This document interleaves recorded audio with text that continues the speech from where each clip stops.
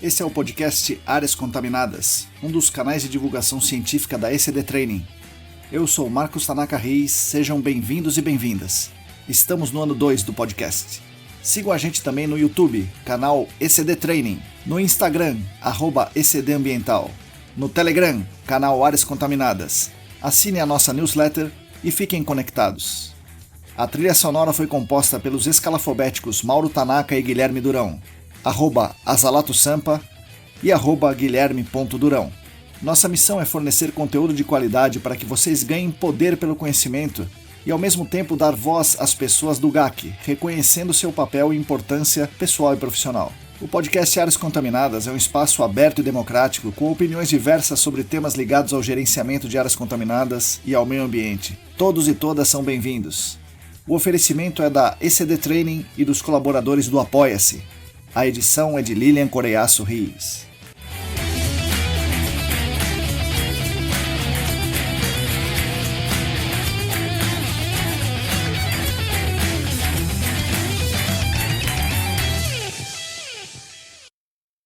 Olá, para todo mundo que está aqui lavando a louça, arrumando aquele espacinho na geladeira, fazendo sua caminhada, conferindo as cadeias de custódia, bom dia, boa tarde, boa noite.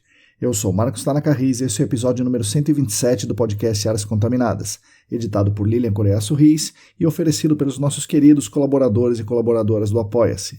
O nosso podcast Áreas Contaminadas conta há um ano com o patrocínio master da Clean Environment Brasil, que comercializa produtos e tecnologias para investigação e para remediação de áreas contaminadas. Acesse o site da Clean em www.clean.com.br. Contamos também há um ano com os patrocinadores Ouro, Laboratório E-Consulting e a Vapor Solutions. Então, em nome de todos nós aqui da ECD, agradeço aos nossos patrocinadores por esse ano juntos, construindo um mercado de GAC melhor, levando conhecimento técnico para todo mundo e dando voz para muita gente bacana que vem dar seu recado aqui. E agradeço demais também a atenção de todos e todas vocês. É uma grande honra para nós ter vocês aqui com a gente. Como vocês já sabem, os nossos canais são mantidos há 2 anos. Também comemoramos recentemente esses 2 anos, esse aniversário de 2 anos. São mantidos com a ajuda financeira dos colaboradores e colaboradoras do Apoia-se. Quem quiser e quem puder contribuir financeiramente conosco, nos ajudará muito aqui na ECD e também ajudará toda a nossa comunidade, pois permite que a gente continue lendo, escrevendo, pesquisando, etc. Para fazer essa eventual contribuição financeira é só você acessar o site apoia.se/ecdambiental. É relativamente simples e seguro, você pode escolher como vai fazer pagamento, com boleto, com cartão, etc. Essa semana, mais um colaborador financeiro se juntou a nós no Apoia-se. Ele preferiu ficar anônimo. Já o agradeci pessoalmente, mas agora faço isso aqui também. Vocês não sabem o quanto a ajuda de vocês é importante. Como já disse, primeiro para ajudar a gente a pagar os boletos, mas fundamentalmente para que a gente se sinta realmente importante, relevante e tenha uma medida aí dessa nossa relevância para as pessoas que fazem o nosso mercado e que lutam por um mundo melhor. E aí, aproveitando, gostaria de deixar público meus agradecimentos aos nossos colaboradores financeiros. Atualmente eles são os seguintes: Abila de Moraes, Alisson Dourado, Alan Humberto, André Souza, Atila Pessoa, Augusto Amável, Beatriz Lucassac, Bruno Fiscuc, Bruno Bezerra, Bruno Bonetti, Bruno Baltazar, Cristina Maluf, Daiane Teixeira, Daniel Salomão, Diego Silva, Fabiano Rodrigues, Fernanda Nani, Felipe Ferreira, Geotecnissan, Gilberto Vilas Boas, Guilherme Corino, Heitor Gardenal, Heraldo Jaquete, João Paulo Dantas, João Lemes, José Gustavo Macedo, Joyce Cruz, Juliana Mantovani, Larissa Macedo, Larissa dos Santos, Leandro Freitas, Leandro Oliveira, Lilian Puerta, Luana Fernandes, Luciana Vaz, Luiz Ferreira, Marina Mello, Paulo Negrão, Pedro Astolfi, Rafael Godoy, Renato Kumamoto, Rodrigo Alves, Silvio Almeida, Sueli Almeida, Tamara Dias, Tatiana Citolini, Tatiana Grilene, Thiago Soares, Wagner Rodrigo, William Taqui e mais 7 apoiadores anônimos. Muito obrigado a vocês que são os principais responsáveis pela manutenção dos nossos canais de divulgação. Antes do episódio em si, gostaria de dar 2 avisos para vocês. O primeiro é que estão abertas somente até essa semana as inscrições para mais um curso muito legal da parceria Senac e AESAS. É um curso online ao vivo às terças e quintas de manhã. O curso é de seleção de técnicas de remediação. As informações, inscrições e tal estão no site da AESAS, aesas.com.br/eventos.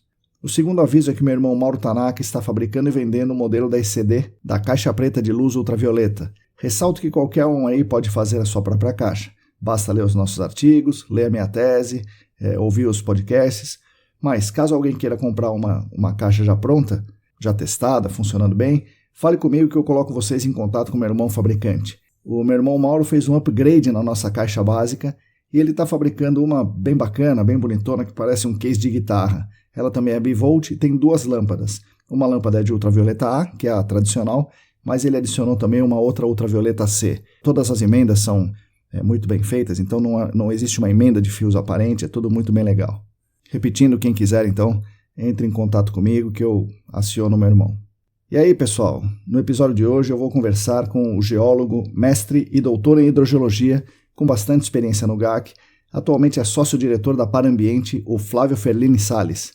O Flávio fala aqui da sua carreira, que se entrelaça com o início do GAC, isso acontecendo lá no meio da década de 90.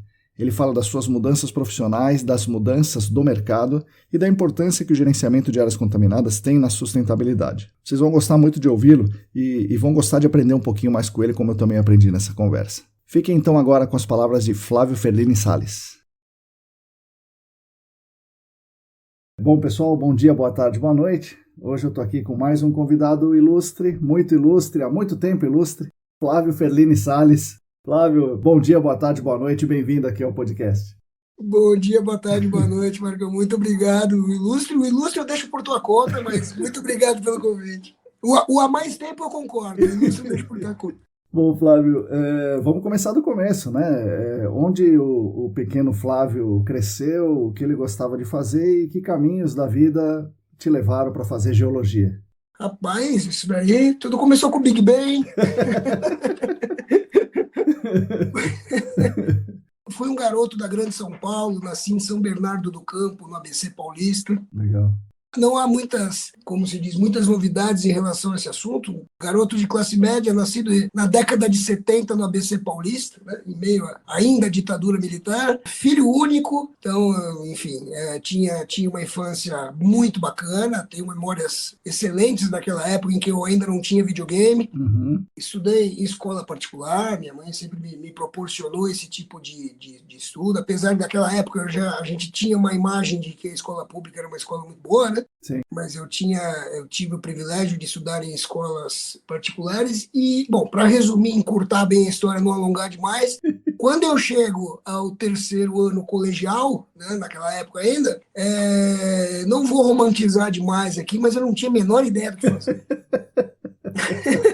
O guia do estudante não orientava muito, né, Flávio? O guia do estudante, eu lembro de ter lido o guia do estudante, mas não vou romantizar, não tive nenhum insight. Eu não sei até hoje por que eu fiz. Eu tenho umas pistas. Bom, os meus pais se separaram, eu era muito garoto ainda, 9 anos, e eu acabei ficando um tempo sem o meu relacionamento com meu pai presencial, né? Uhum. Então eu perdi essa referência paterna no momento da adolescência e tal, voltei a reencontrá-lo, hoje temos uma ótima convivência, te amo pai, te amo mãe, te amo pai, quero mandar aqui um beijo pro meu pai, pra minha mãe. Isso. Mas então eu não tinha essa referência, talvez se eu tivesse tido, hoje eu seria delegado de polícia, que meu pai foi o grande delegado de polícia, hoje aposentado. Mas tinha uma pessoa que eu me identificava muito, não como profissional, não tinha muito essa relação, como pessoa, talvez ele não saiba disso, um primo da minha mãe, o Carlos Gilberto Ferlini, o Bedeto. Então depois eu vou mandar essa entrevista para ele, porque talvez seja uma revelação. Sim. Ainda não tardia, demorou, mas saiu. E era uma pessoa que eu admirava muito como pessoa, uma pessoa muito articulada, muito competente e tudo mais, e obviamente era geólogo. É uma das referências que eu tinha.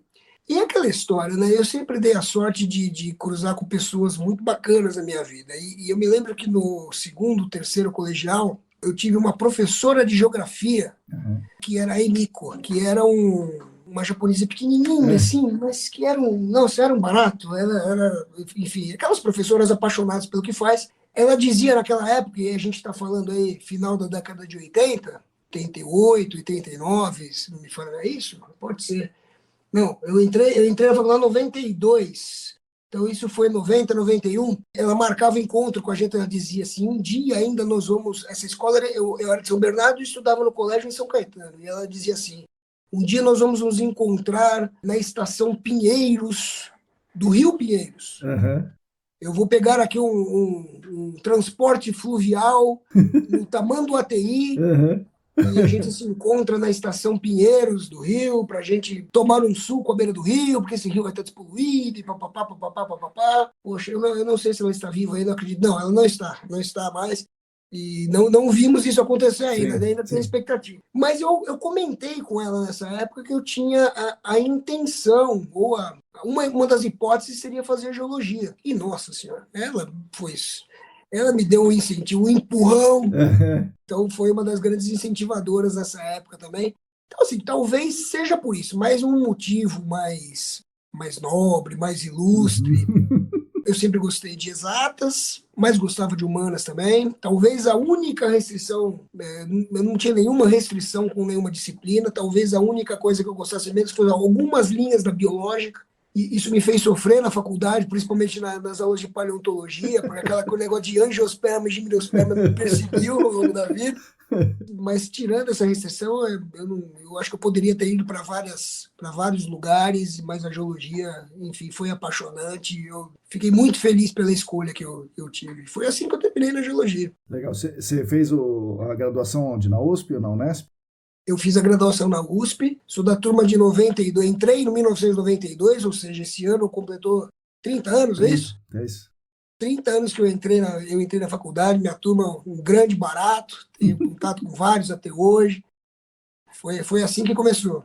E aí, o que te despertou, o que te brilhava os olhos lá? Normalmente, as pessoas que fazem geologia brilham os olhos pela mineração, poucos pela hidrogeologia, assim, de larga escala, né, de produção de água, alguns para o petróleo, muito raro alguém para o meio ambiente, né? E você, como é que era esse brilho nos olhos e o que te levou aí mestrado, entrar no gerenciamento de áreas contaminadas, como é que foi isso aí?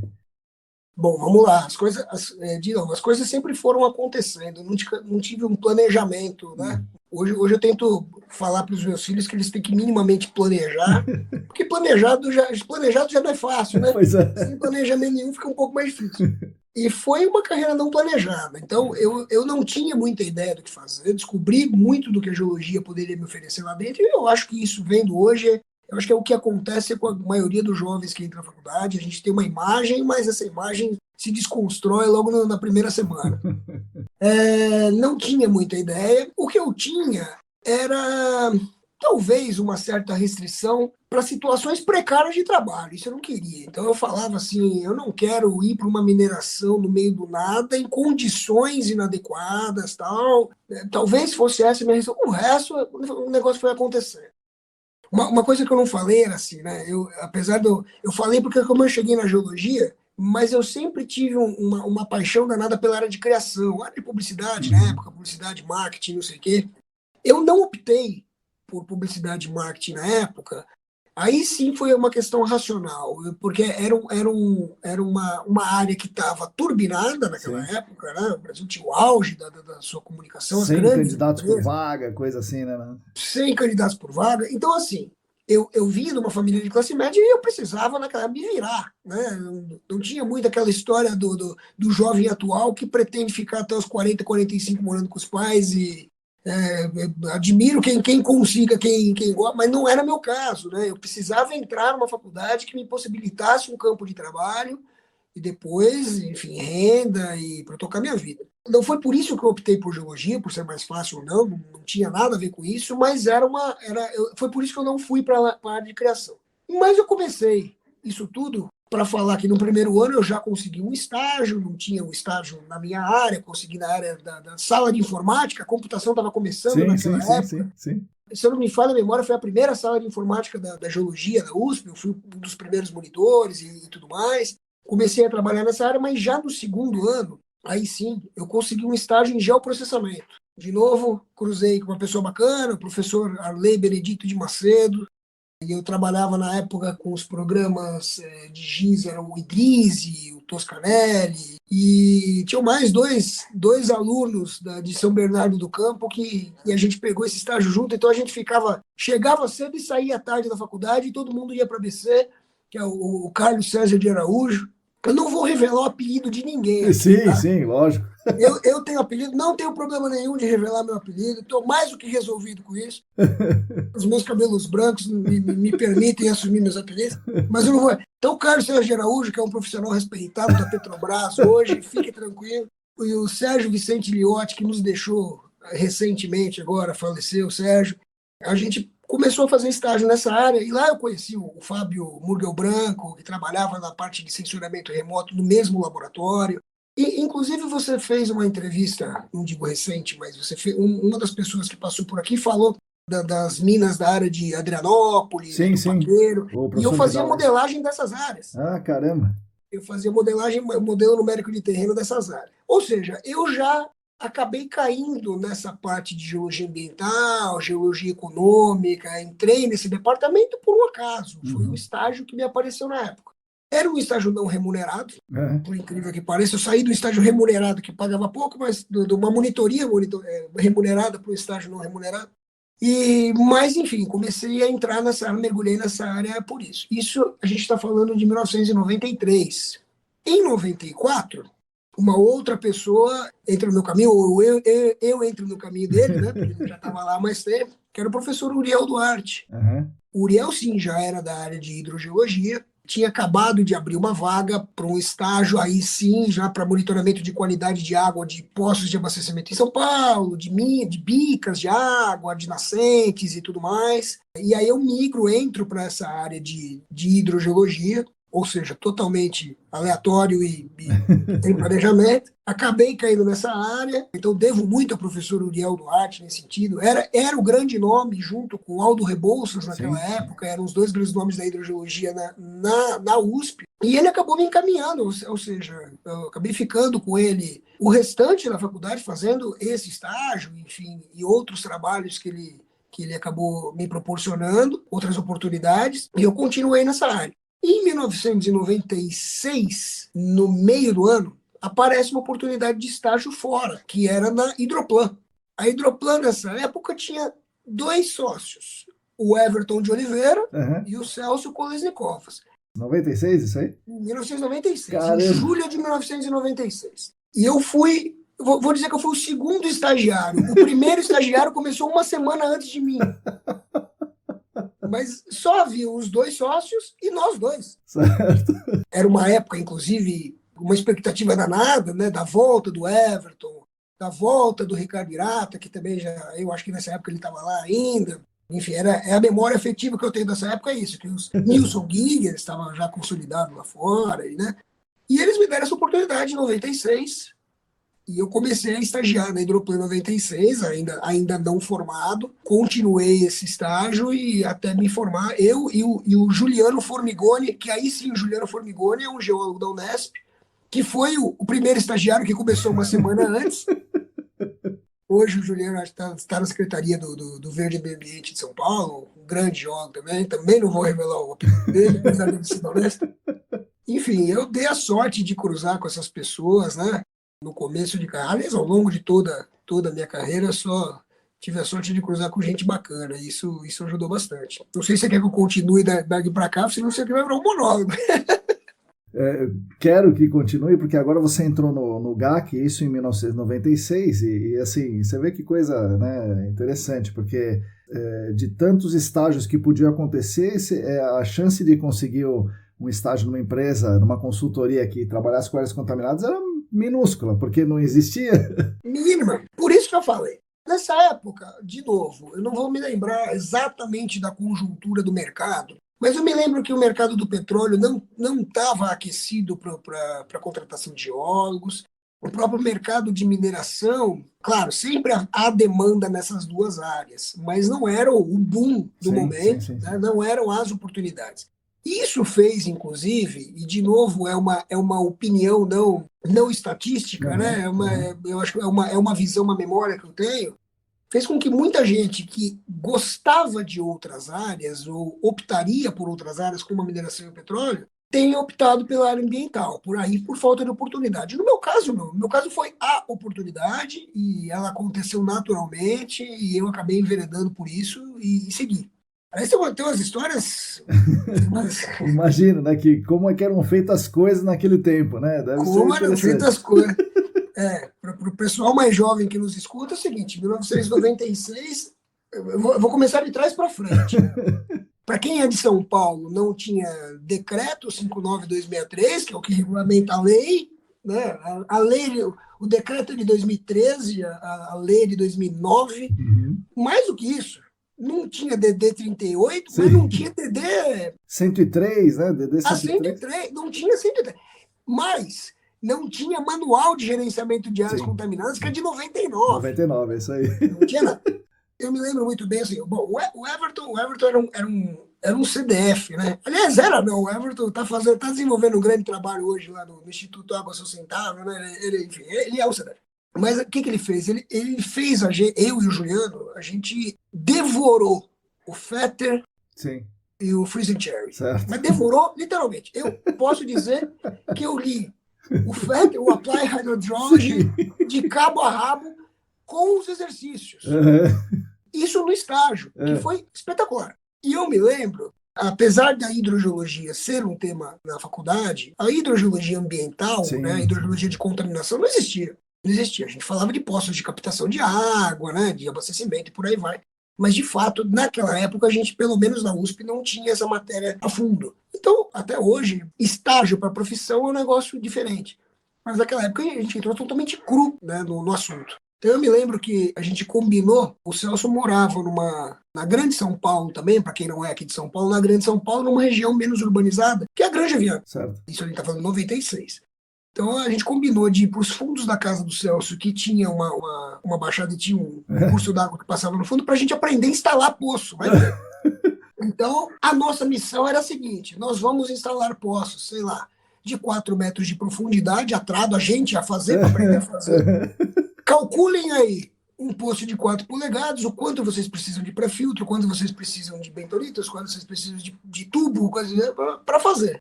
Tá bom. Isso era uma sexta-feira, se não me falha a memória, e a gente estava combinando de fazer isso para na segunda-feira fazer esse exercício de estágio. Estudamos, tudo calculamos, tudo durante a manhã. No final da manhã, toco o telefone na empresa, e era uma empresa da área de petróleo, de postos de combustível naquela época, solicitando a investigação de 2 postos. Bom, eu e o Juliano desenhando os postos esquemáticos lá, fazendo as contas para a gente passar. Não tinha tubo geomecânico, então era para a gente passar numa casa de construção, comprar os tubos e blá blá blá. Fazer as ranhuras na mão. E aí, entre o Everton e o Sala, assim, o Everton disse, mudança de planos.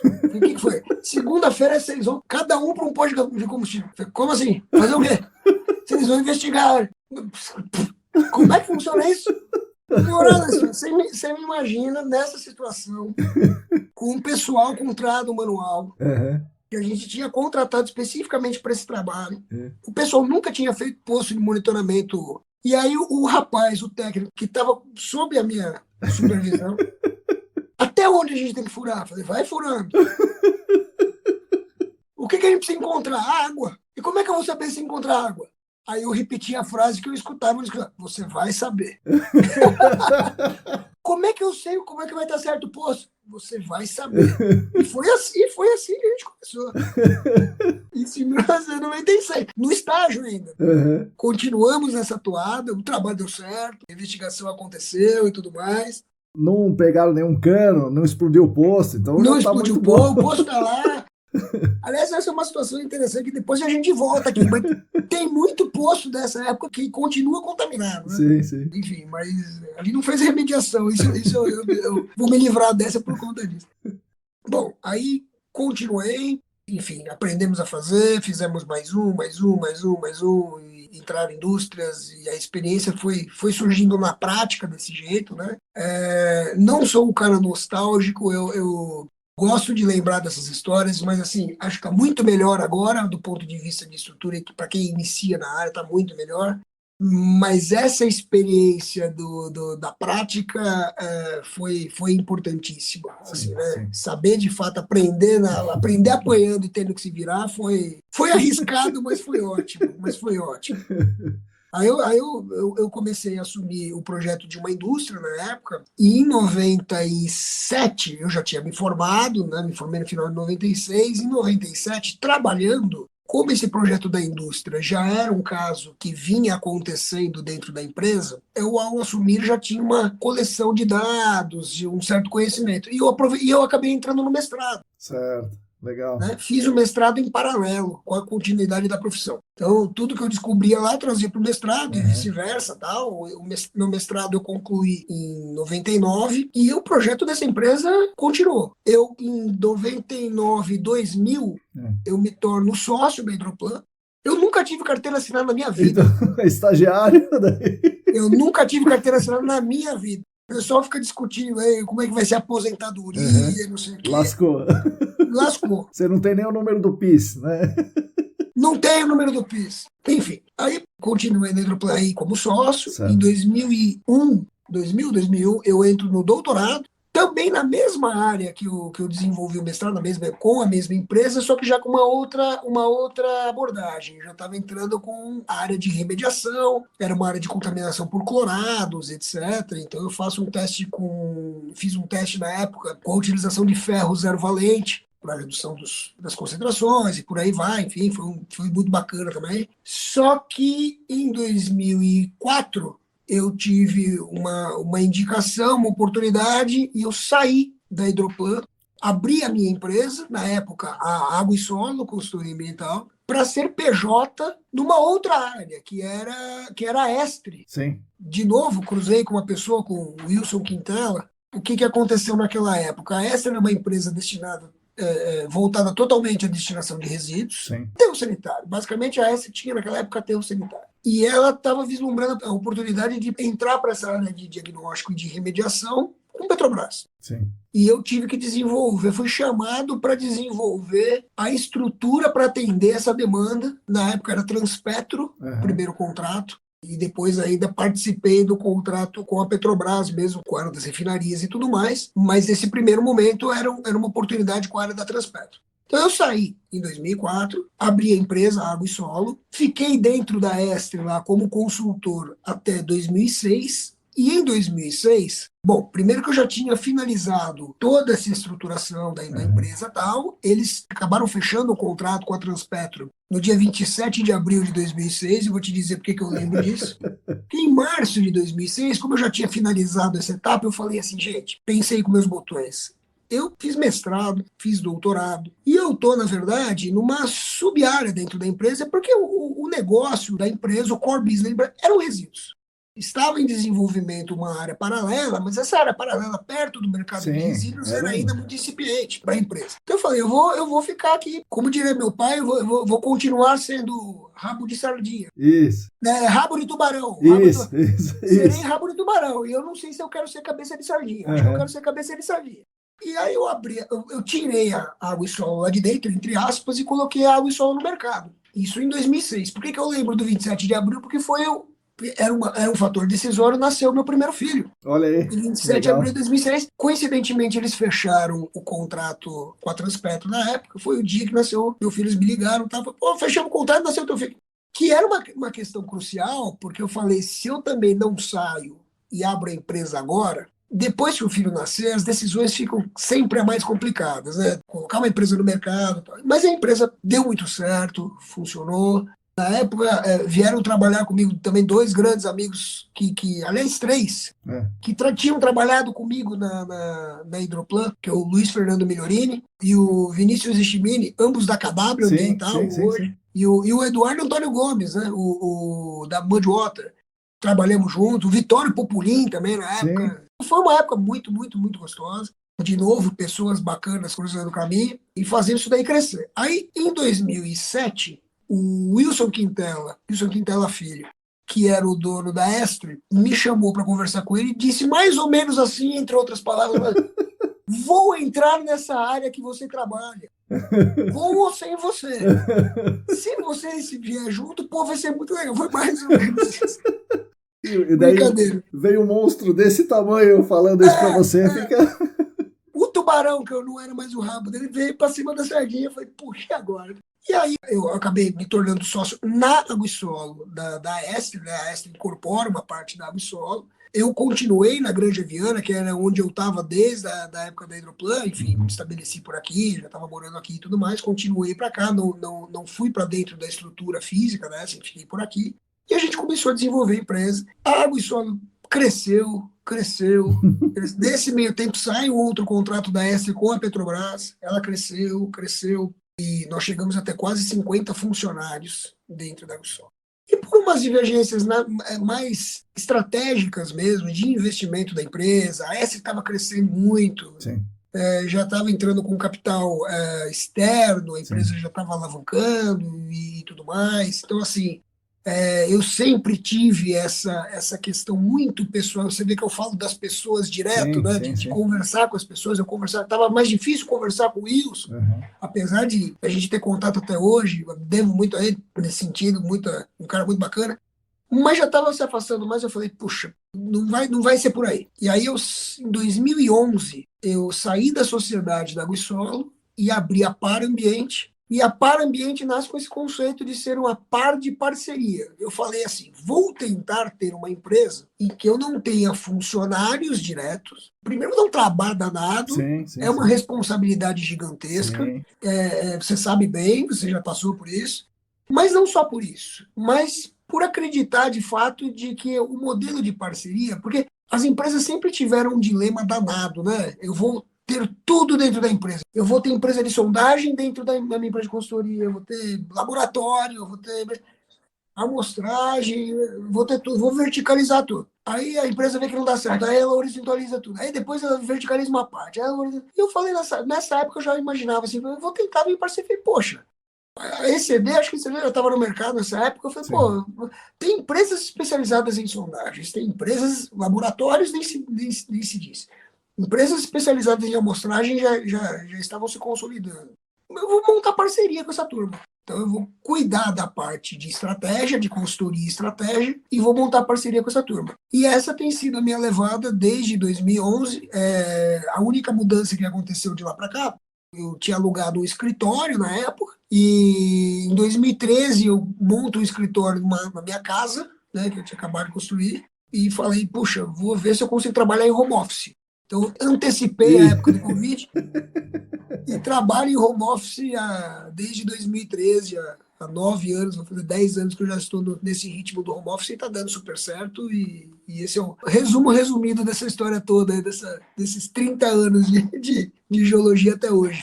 A Par Ambiente é uma empresa, né, que efetivamente não faz a consultoria no sentido de fazer relatórios e tal. Né? Então, a Par Ambiente é uma consultoria, como você falou, estratégica, que quando o eventual cliente precisa, você faz essa parceria com consultorias, com sondagem, ou a Par faz também relatórios. E quem são seus clientes, quem são seus competidores aí, para as pessoas saberem, mais ou menos? A Par faz tudo. O que acontece? O que eu comecei a enxergar e a formatar. Eu digo que a Par é uma consultoria boutique. Por que uma consultoria boutique? Porque a intenção é dar um tratamento diferente aos clientes, né? Um tratamento atencioso aos clientes, né? Então, assim, eu faço todo o projeto, todas as etapas, o que acontece é que tudo passa por mim. Certo. Então, eu brinco que eu tenho a capacidade comercial de vender mais do que 24 horas do meu tempo, mas eu não tenho a capacidade de entregar mais do que 24 horas. Então, eu não faço isso.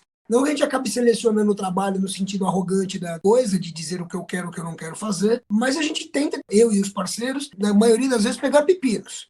Definir, através disso, a melhor estratégia para atendimento.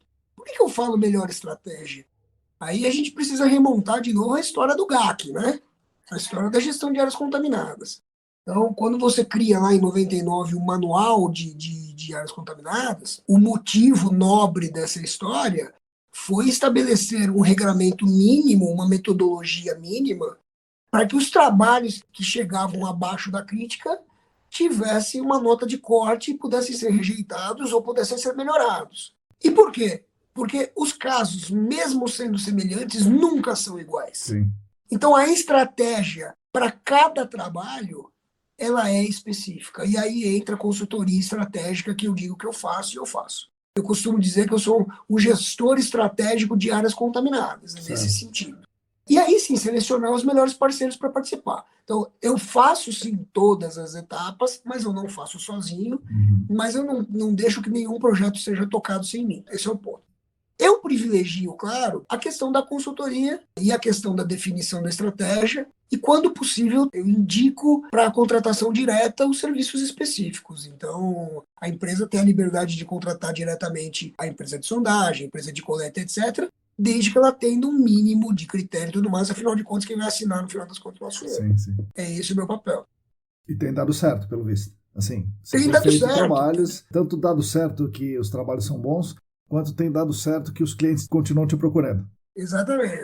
As duas coisas estão acontecendo. E você sabe que eu acho que tem uma grande coisa, que é assim, eu nunca me vi fazendo sempre um processo mecanizado da mesma coisa, sobre o mesmo assunto. Eu nunca me vi fazendo isso. E essa história da definição de projetos, a definição estratégica, ela é muito interessante. Quando lá em 91, 92, eu opto por não fazer publicidade e marketing, no final das contas, de certa forma, isso tem me permitido fazer alguma coisa nesse sentido, que é criar estratégias, criar soluções, criar situações, juntar um quebra-cabeça, juntar as peças de quebra-cabeças diferentes, específicos para cada área, para trazer alguma coisa de boutique mesmo, de dedicado ao problema de cada um, entendeu? Isso tem sido muito bacana. Em geral, são trabalhos que, nesse sentido, terminam em curto espaço de tempo, depois alguns continuam com supervisão e tudo mais, mas, em geral, o grande barato é esse start, entendeu? Esse início, que é a definição estratégica, que é o mais bacana.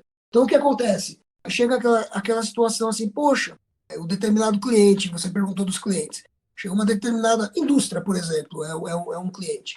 Poxa, eu tenho um problema aqui, que eu estou investigando essa área desde... 1994, né? Desde 1994, e até hoje eu não sei para onde eu vou. Não é que o cara não sabe como remediar, eu não sei para onde eu vou. E eu acho que é esse o grande ponto. Eu acho que a grande sacada, ou o grande desafio, melhor dizendo, é você sentar com o seu cliente e você primeiro perguntar para onde você quer ir. Sim, sim. Para onde você quer ir? O que você quer fazer? E segundo, como é que a gente vai conseguir fazer as coisas para chegar nesse teu objetivo? Quando eu ainda estava sócio da Estre, e a Estre estava nesse processo de crescimento, trazendo investimento de bancos e etc., a conversa, que era uma conversa tete a tete com o dono da empresa, passou a ser uma conversa sobre EBITDA, sobre fluxo de caixa, com o pessoal de banco. Sim, aí já viu, né? Aí eu falei, pera um pouquinho, eu preciso entender essa linguagem para minimamente saber me posicionar. Sim. E aí eu fui fazer um MBA em gestão empresarial na GV, ou seja, tudo que eu tinha feito na lupa, eu dou um passo, não para trás, eu dou um passo para o lado e saio para ter uma visão mais de satélite. Peraí, como é que isso aqui se enquadra numa gestão empresarial? Porque é claro que a gente dá uma importância danada, e eu vejo essa importância danada para o trabalho que a gente faz, mas não funciona assim no dia a dia das empresas.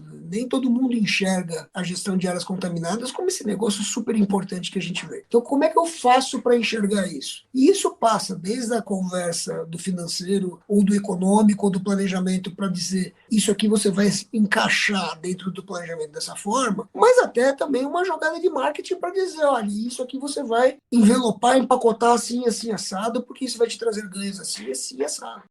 Essa é uma ferramenta que, na minha concepção, é importantíssima para o que eu faço hoje, entendeu?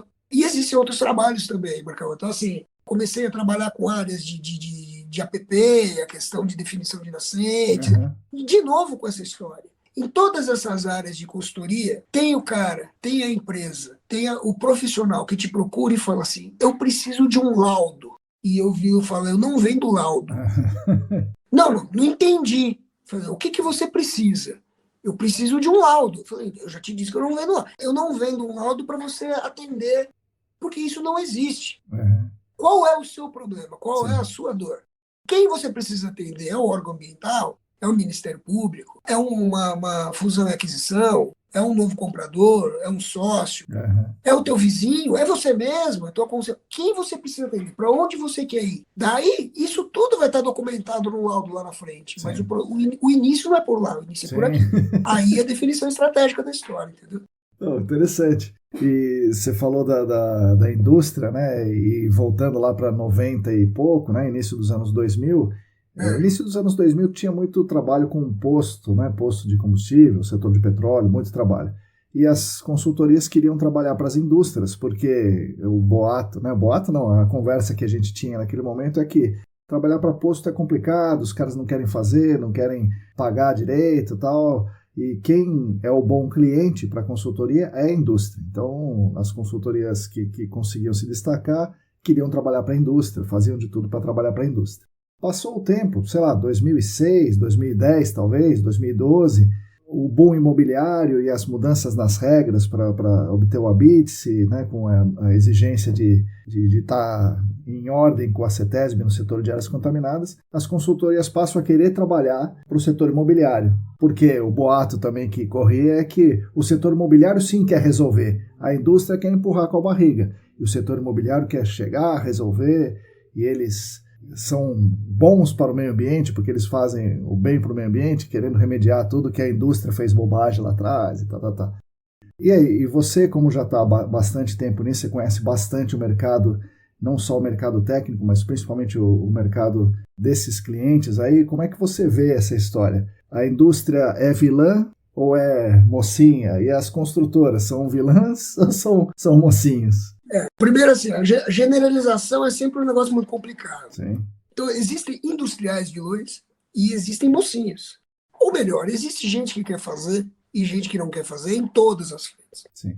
Então, assim, eu quero trabalhar com poço. Primeiro, quem diz isso? Começa daí, né? Em geral, as empresas, e aí, voltando para a questão da estrutura das empresas, quando você tem, eu entendo isso, quando você tem 30, 40, 50 funcionários que dependem de você para esse trabalho, a possibilidade de seleção dos trabalhos começa a ficar um pouco mais complicada. Uhum. Então, eu tenho uma opção de selecionar de novo, não indo para o aspecto arrogante da história, mas a opção de negar o trabalho no sentido de, olha, o teu objetivo ou a tua meta nesse trabalho não está alinhada com a minha meta de trabalho. A gente não está na mesma sintonia. Então, eu consigo, de certa forma, evitar esse tipo de enrascada. Muitas empresas não conseguem fazer isso. Então, vamos fatiar. Na época, a gente deu na época lá do início do trabalho, quando eu ainda estava iniciando, a gente deu, não digo uma sorte, mas nós tivemos a oportunidade de trabalhar para grandes empresas.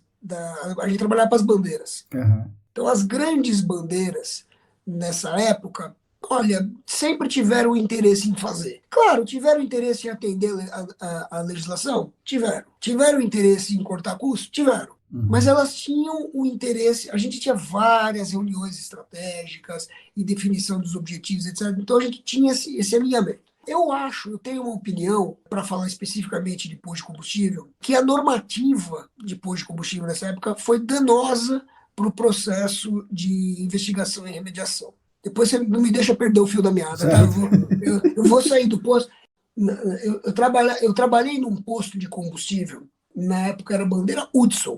Isso eu posso falar porque nem existe mais. E isso lá nessa época, 97, 98, nós fizemos, não tinha normativa, não tinha nada, 97, 98, a gente fez investigação, etc., achou contaminação, blá, blá, blá, blá, encaminhou o processo, maravilha. Gente, a gente está falando de 25 anos atrás. Talvez na pandemia, um pouco antes da pandemia, então a gente está falando de 2019, 2020, me liga um empresário conhecido, Flávio, com quem eu já trabalhei, Flávio, eu tô com um problema, eu queria comprar uma área, e essa área está localizada na região tal. Eu falei, é um posto de gasolina? Ele falou, não é mais. Acabou de ser desativado, mas ele está contaminado. Era o posto de gasolina que eu tinha trabalhado em 1996. Que loucura, meu Deus do céu. Evidentemente, a gente pode não estar falando da mesma contaminação, mas, peraí, é a mesma área. Aí eu vou pegar esse gancho para entrar na questão da indústria. Uhum. A indústria, e eu vou falar sempre da boa indústria, ou do bom industrial, e eu acho que a grande maioria, e aí, enfim, eu tive a oportunidade de ter de contato com vários deles na Fiesp, né? Eu fui conselheiro da Fiesp, e também oportunidade de conhecer várias pessoas bacanas, o Walter Lazzarini, fui o presidente, depois o Eduardo Samartim, enfim, o próprio Paulo Scaff, claro, enfim, pessoas excelentes que eu tive contato. Mas a indústria tem interesse de resolver. Tem uma diferença que, para mim, é crucial entre a indústria e o mercado imobiliário. A indústria, eu estou falando não no coletivo, eu estou falando aquela indústria, aquele empreendimento, não necessariamente quer sair daquele local.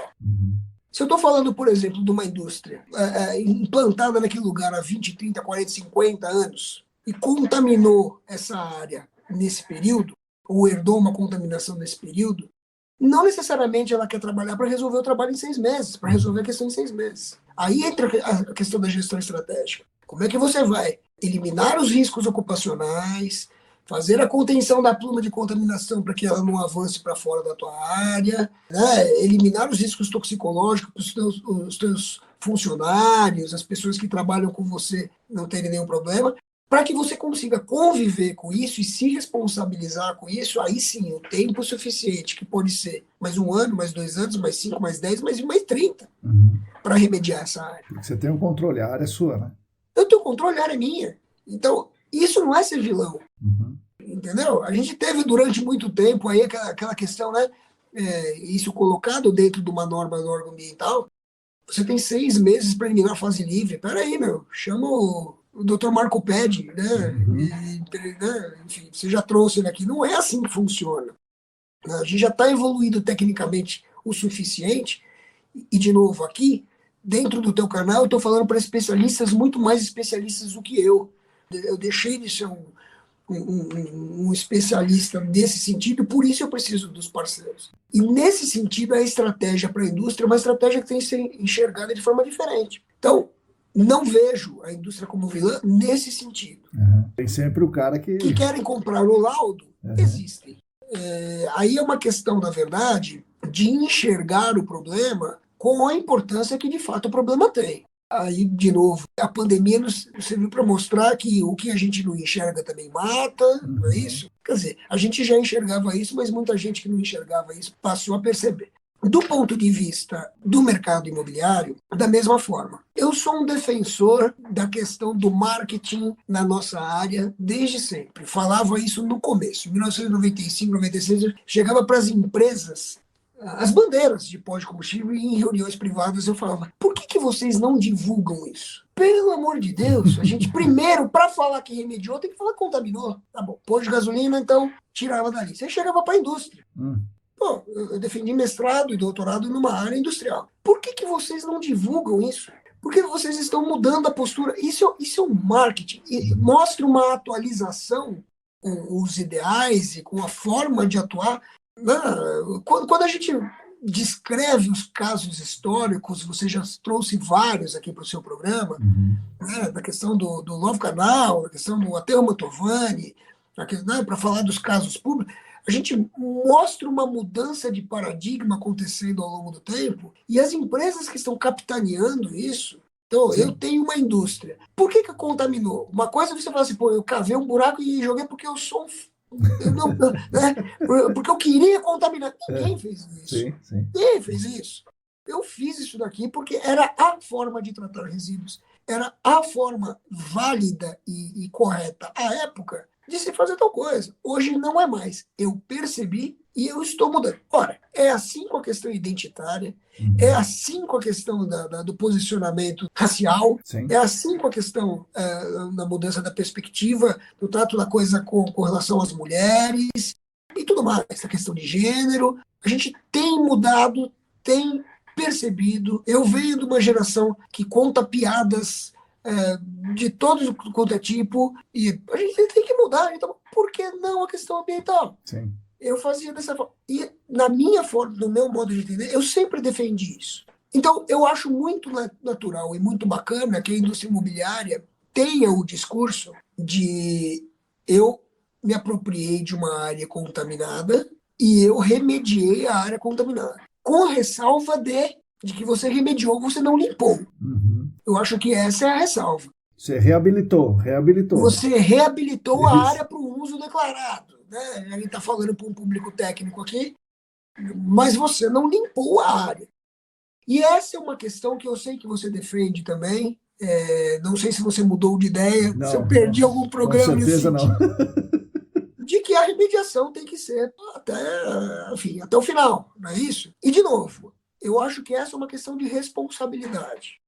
Nós sabemos os limites técnicos que você tem para identificar certos tipos de contaminantes, se esse metal já estava aqui ou se não estava. Mas o clorado não estava, mas alguns orgânicos não estavam. A gente está entrando com uma nova linha de contaminantes agora, os PFAS, PFOAs, PIPAMA. Enfim, isso aí não estava lá. Sim. E isso te traz uma responsabilidade que, na minha opinião, é uma responsabilidade contínua, continuada. Os colegas advogados, sou membro colaborador da Comissão de Meio Ambiente, Permanente de Meio Ambiente da OAB. Aliás, outra coisa que mudou minha cabeça totalmente, né? Falar de uma situação técnica tem que traduzir esse assunto para um público que trabalha na área técnica, mas com uma outra visão. E enxergar a visão deles também. Isso, de novo, cruzei com uma pessoa, com a doutora Glaucia Savim, que me deu essa oportunidade, e a Rosa Ramos, a doutora Rosa Ramos, que é a atual presidente da Comissão do Meio Ambiente, também me permitiu continuar lá. Mas é exatamente isso. Até onde vão as responsabilidades? Os advogados dizem que isso é próprio terreno, né?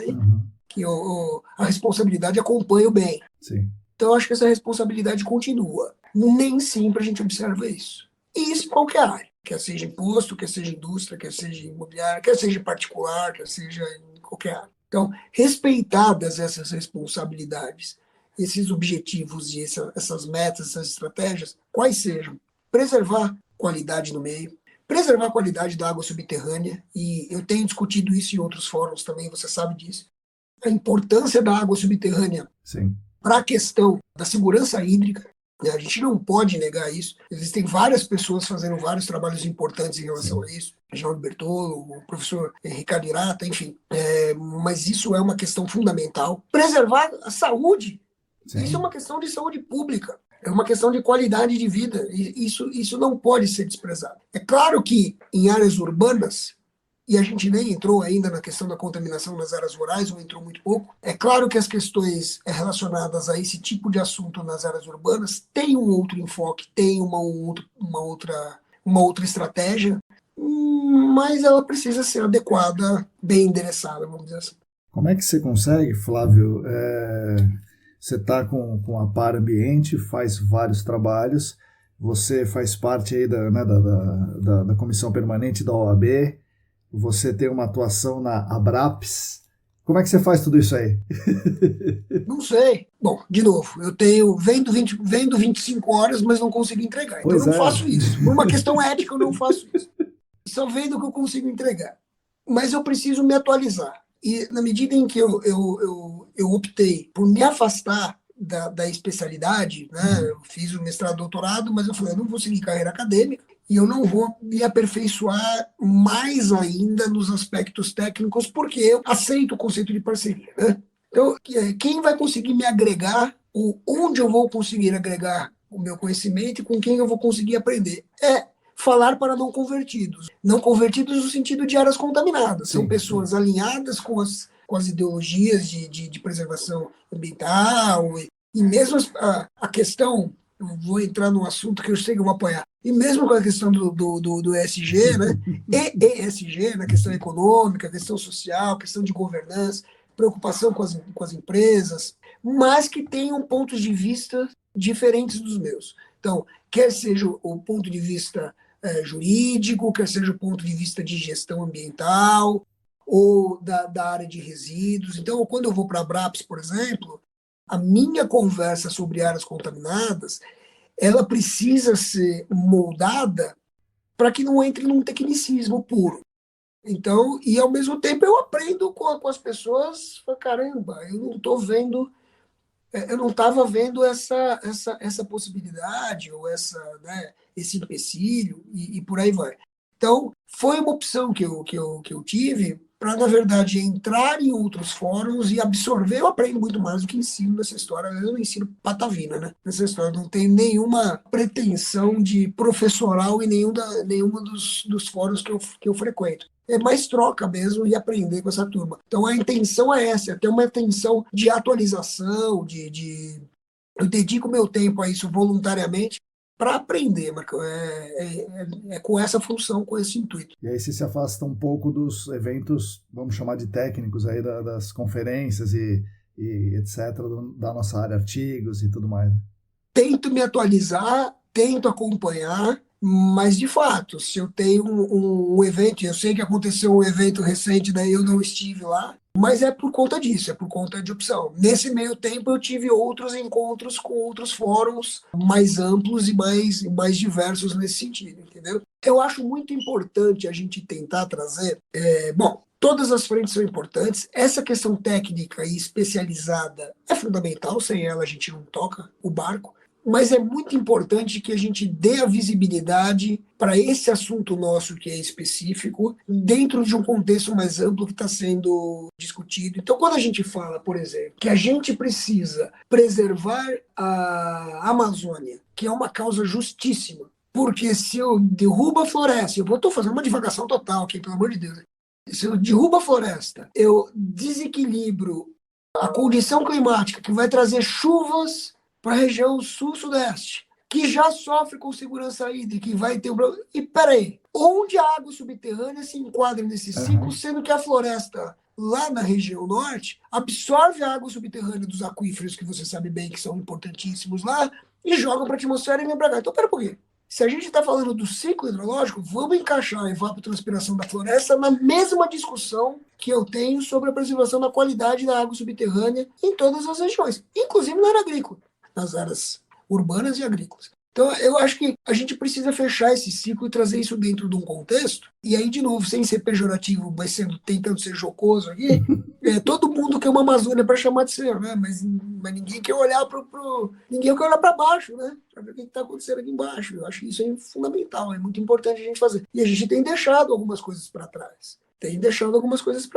E eu acho que isso é muito complicado, entendeu? Precisa resolver essas questões. E você falou do ESG, né? ESG, o ESG com mais um E do econômico, né? E aí você... Eu não falei, eu nego. E aí você ouve aqui o nosso canal e outras pessoas ouvem e sabe que a gente de certa forma, crítico, né? De certa forma, não crítico ao conceito, não o conceito do ESG em si, mas eu e outros amigos achamos que isso não resolve, que isso nem encaminha uma solução, que uma solução é muito maior do que essa, né? A gente precisa modificar os meios pelo qual a gente vive, né? Os motivos econômicos e tal, e o ESG seria uma maquiagem liberal, né? O ambientalismo liberal, para disfarçar o real foco do problema. Então eu digo isso. E você não diz isso, claro, você trabalha com a questão do ESG, não profissionalmente, mas você tem esse conceito do ESG muito forte, então você discorda de mim, né, do que eu falo aqui. Então vamos aproveitar para você me explicar melhor isso aí, explicar para os nossos ouvintes o que é o ESG na sua concepção e para dizer que eu estou errado em combater aí esse negócio. Vamos lá. Então deixa eu devolver uma pergunta para você. Por que a gente sempre teve dificuldade de implantar técnicas de alta resolução na investigação de áreas contaminadas? Qual é o maior problema? O ponto-chave? Dinheiro, né? Dinheiro. O que é o ESG?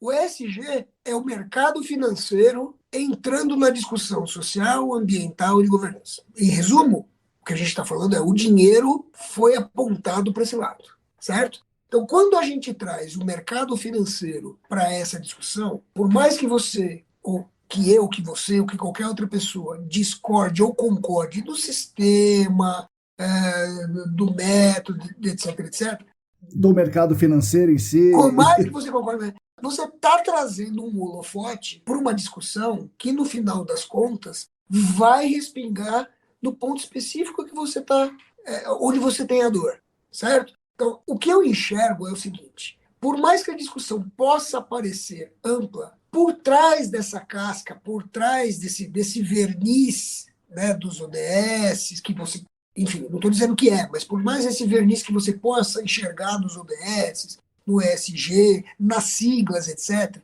tem muita gente fazendo atuação específica, competente e dedicada em várias frentes.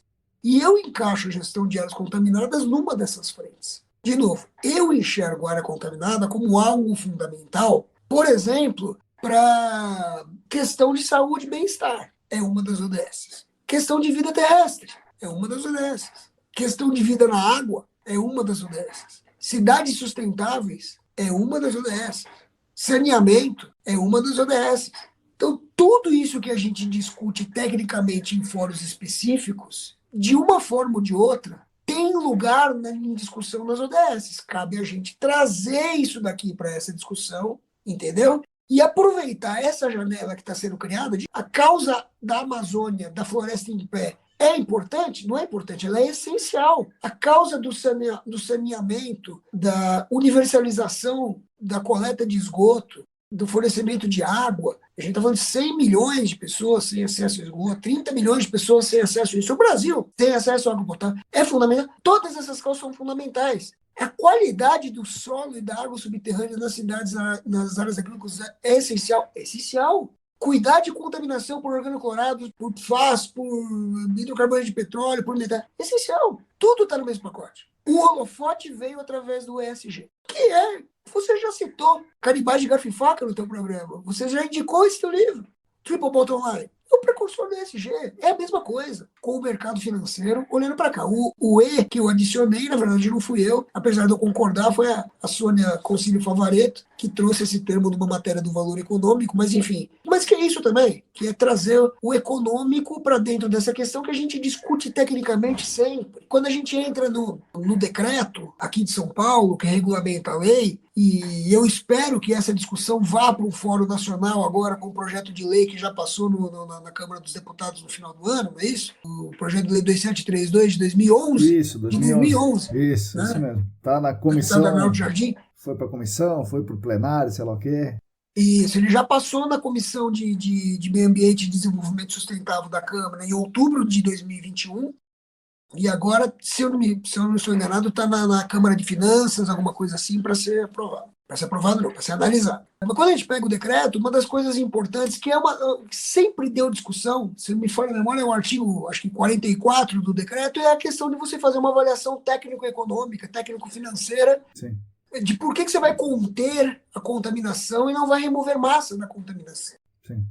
Né? A gente sempre teve essa questão financeira permeando o nosso trabalho, quer seja na definição de técnica, na contratação de equipamento, na contratação da consultoria, sempre teve isso permeando. Agora a gente tem a oportunidade de... E mais, hein? A questão do ESG, a questão dessa sustentabilidade que se trouxe, fez com que as responsabilidades viessem à tona. Você não vê mais nenhum processo de fusão e aquisição sem que haja uma due diligence ou que haja uma investigação de área contaminada. Isso não existia antes.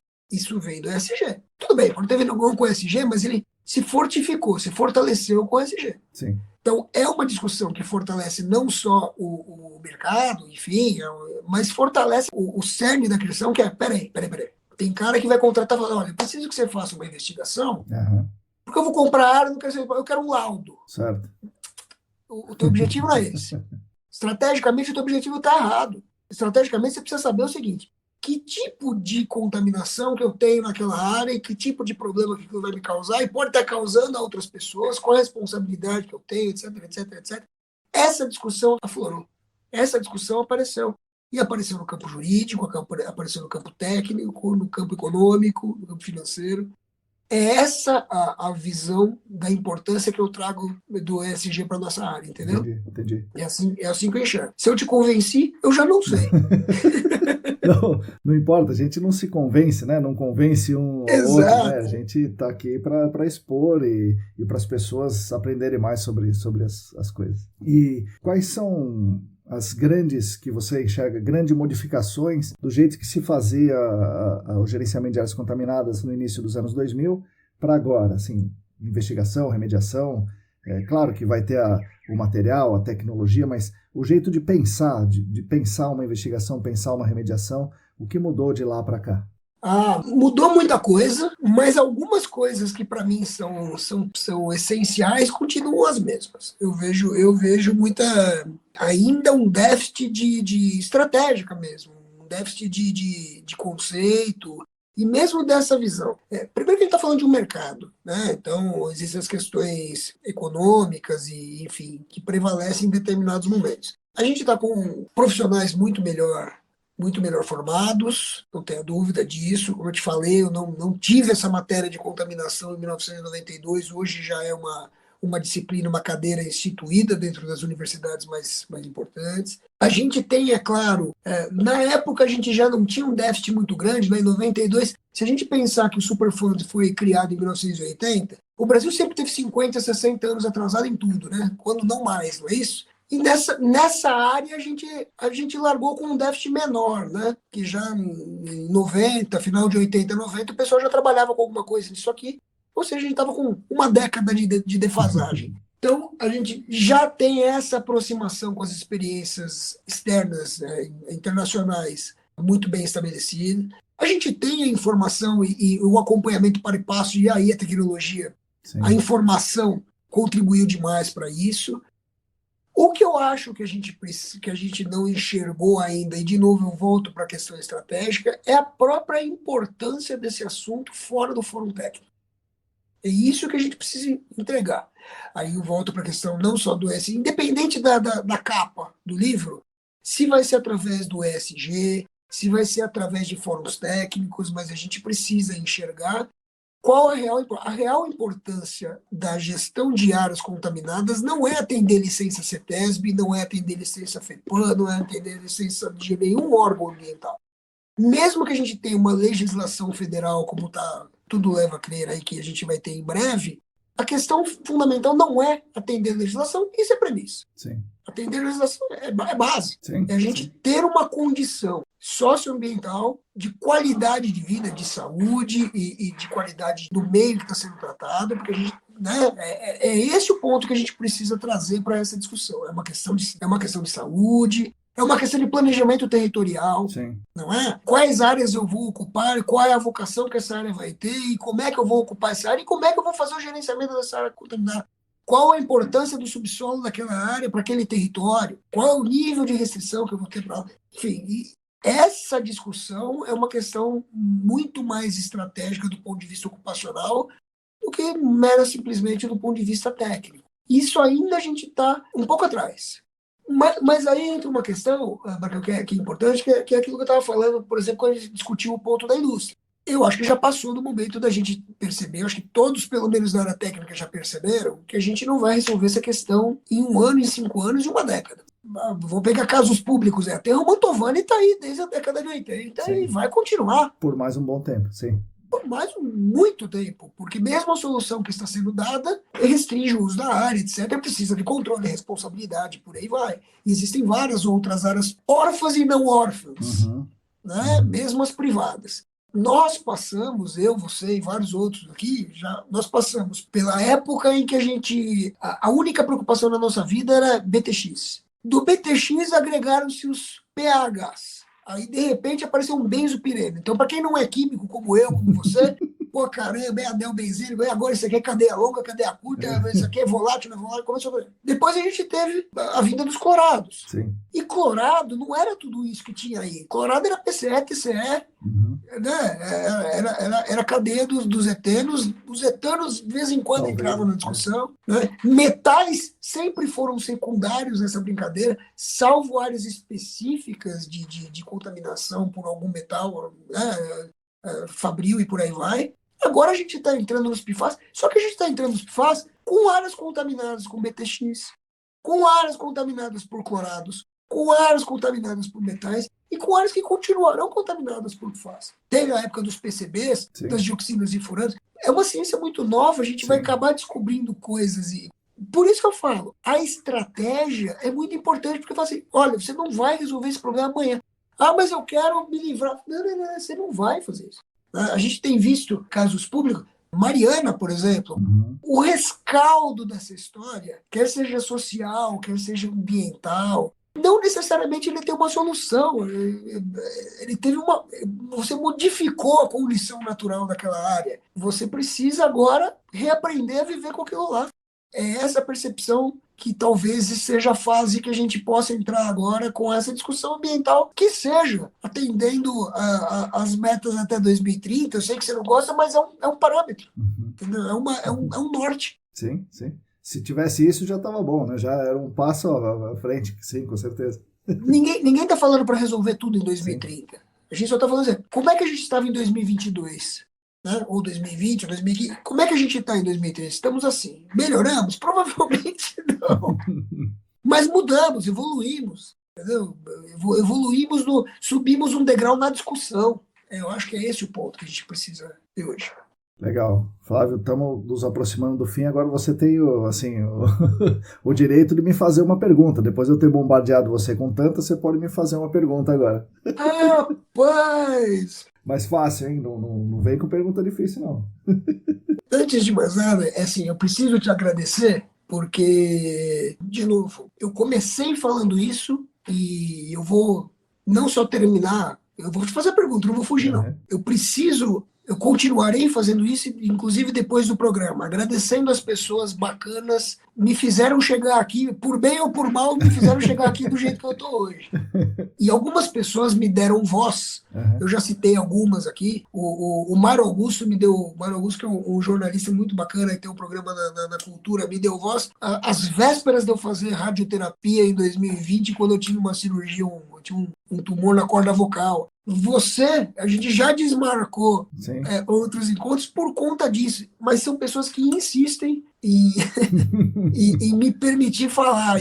Eu acho isso, junto com essas pessoas com quem eu tive a oportunidade de cruzar a vida desde o início da carreira, desde antes do início da carreira, professora de geografia e por aí vai, né? Todas essas pessoas, eu só preciso ser eternamente grato e agradecer, enfim.